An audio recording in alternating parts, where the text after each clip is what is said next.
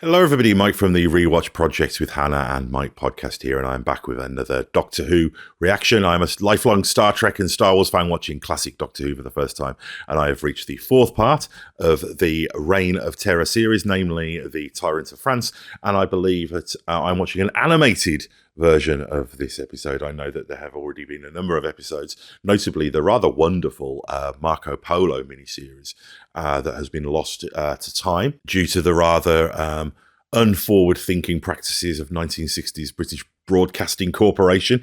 And this episode I'm about to cover is one of those lost episodes, although some of this serial does seem to still exist.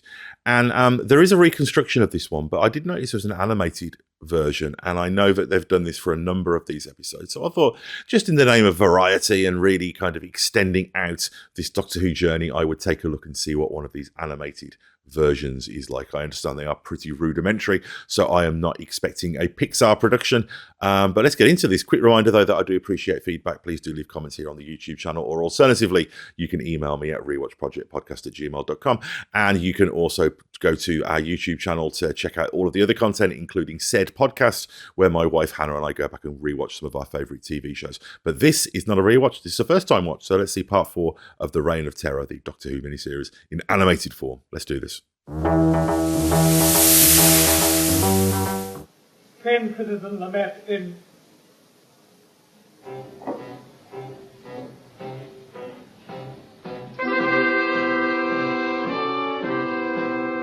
The animation's pretty much what I expected, you know, fairly rudimentary.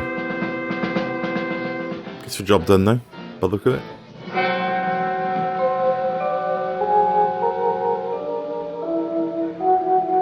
One of the things that I love about these, I don't know if this was fan-made or if this is done by the BBC, but the idea that there's such a vociferous fan base for this show that these lost episodes have almost been willed back into existence. That's a really powerful example of fan power, you know, like what you saw in the 60s with Star Trek being saved. I love that stuff. Perhaps you would like to hear my views on Paris. When did you arrive? Just today. Hardly long enough for you to have gauged the present mood of our capital. Blagging it. I wouldn't say that. I am only interested in your comments on your own territory. Paris can take an example from us. I love it when he gets sassy. Even in two-dimensional form. To ferret out the traitors that we harbour in our Is midst. there such a need, Citizen Robespierre? I mean, what can this reign of terror possibly gain? It reminds you what a great iconic kind of angular face and look Hartnell's got when you see him rendered in animated form.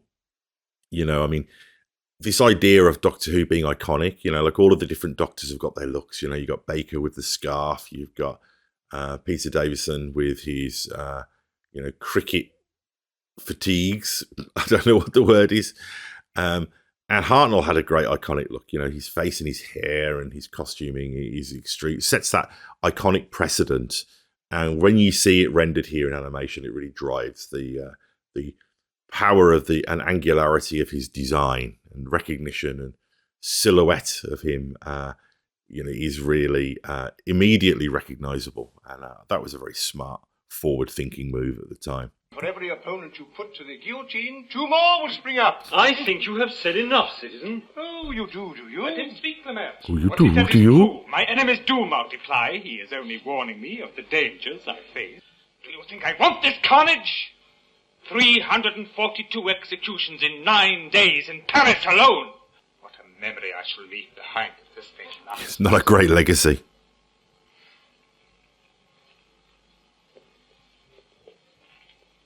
I love his look in this Must episode. come again, citizen. We never did talk about your province. No, we didn't, did we? And I was so looking forward to it. He's got a bullshit It's a detector. pity we talked so long, Paris. Bring him with you tomorrow, Lamet. I think I'll return to bed if you'll excuse me. Yes, of course. I'm sorry we disturbed you.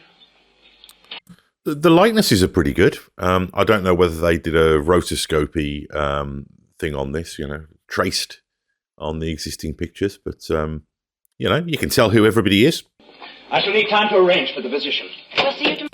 I mean, I'm assuming that they're taking some liberties here with the editing because this style, this quick editing style is very untypical of what the show would be. So I don't know how beholden they felt or even how much information they had about the cuts and the edits. Curious to know how these things came about. So if you could let me know in the comments, give me any background on where these things came from and when, and I guess what the mandate behind them was or the rules. That's the kind of minutiae I like. Tomorrow? If I can't come back, I'll send a message. Jailer! This guy. Matt. Arrange suitable accommodation for our citizen guests. And just what do you think you're doing, jailer? The magistrate said you were staying. I must obey him. And what do you think he'll say when he hears you delayed me? I'm sorry, citizen, I'm sorry. But if he comes back and finds you gone, it could be even... I do like these kind of Jobsworth characters that we encounter every so often. He just wants to, get drunk at work and doze. He doesn't have any skin in the game. Poor guy. What? Very well. I'll stay then. And I shall say nothing of this disgraceful behavior, if only for your sake. Thank you, citizen. Thank you. This way.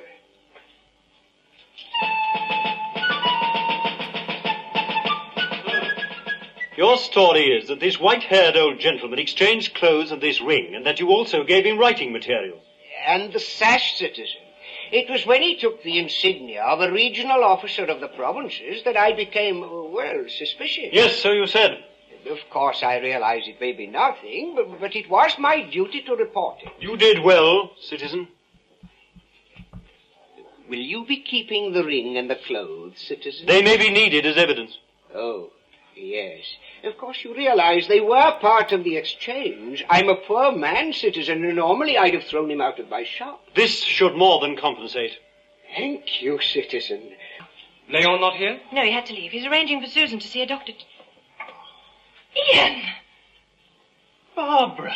Ian! I love that I'm getting to see Ian in animated form. He makes his characters he gives it that additional level of, the additional iconic stature that I think he deserves. You can say that again. We're very sorry about that. Jean, this calls for a celebration. I'll get a bottle from the cellar. Come and sit over here. You'll be more comfortable. It's like I'm quite badly concussed, I'm afraid. She isn't feeling at all well. What's wrong with her? We shouldn't booze. No, we're hoping to see a doctor tomorrow. When the tyranny ends, so will the war. My enemy's enemy is my friend and all that. Providing you have no objections, I'll stop by Johnny now. No objections? You'll hear from me within 3 days. Take care, Jean. Ian? Good luck and thanks. It is odd getting used to these really quick cuts. No, I think it'd look less suspicious. 2 women were to go. Yes, the physician. It's funny seeing the flubs in animated form. It's good. They were puritanical enough to leave them in. Is reasonably near. Well, have you any idea how you came to catch it? No, none. Your symptoms would suggest that you haven't been looking after yourself. Must be interesting for these actors who were in the bit roles, to be in this episode that was lost. And then much later in their lives, probably as, certainly as older people, suddenly seeing this performance they did many years ago in animated form from out of nowhere. It must have been quite a uncanny, surreal experience for them. It's locked. Get him over. Let me out of Paris if you don't. An incredible amount of incarceration in Doctor Who. Hurry up. Cinematic. There they are. Animator's got a bit ambitious there.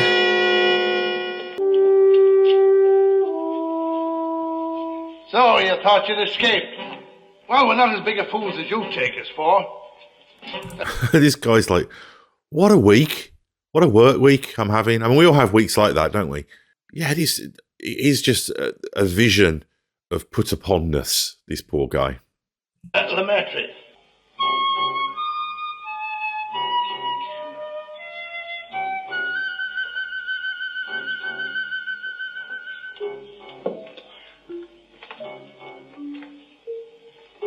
Spider on the cobweb detail. Again, another flourish from the animators, I assume. Leon? Yes. You must be Ian. That's right. Are you alone? Yes. Jules said you might be able to help. Soldiers. Yes, I know. You walked right into my trap, didn't you, Ian?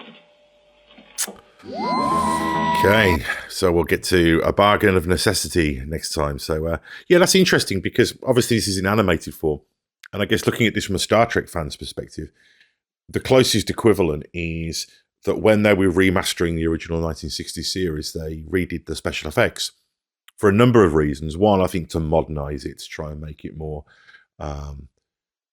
appealing to modern audiences, but also because they were upgrading them.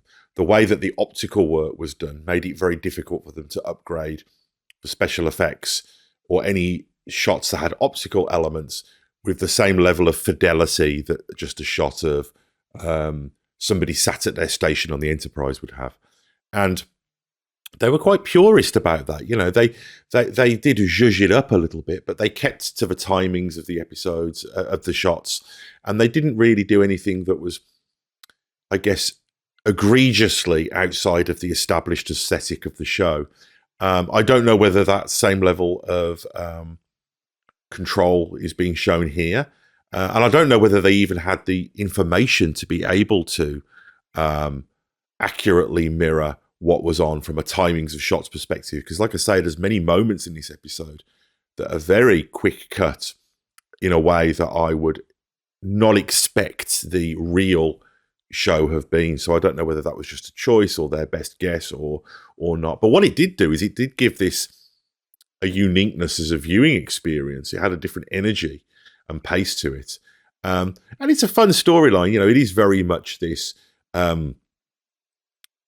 musical chairs of incarceration and all of the usual backstabbing and blagging and all of the things that we see a lot of, particularly in these historical episodes, but it's enjoyable enough. And I think that having this insight into the larger fan world of Doctor Who and the ways in which these lost episodes are dealt with is really interesting as well. So I'll be really curious to get some more information about that before I return to talk about part 5 of this serial, A Bargain of Necessity. So please do leave comments and or email me at rewatchprojectpodcast@gmail.com. Check out all of the other content on this channel, including some of the other film, music, TV, and pop cultural goodness that is there for your consumption. And do like and subscribe and set your alerts for this channel. So back soon with more Doctor Who. Thank you very much. Bye-bye.